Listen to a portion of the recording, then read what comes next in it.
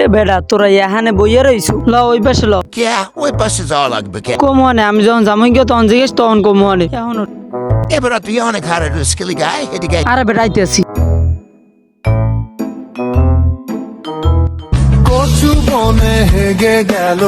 কালো কুকুরে। তোরা থাক এখন তাই আমি যাই আরে বেড়া যাওয়ার আগে আমাকে কইয়ে যা ওয়াহেন দেখিলে আমাকে এখানে বয়সো তুই কইলে যাওয়ার সময় কবি আরে বেড়া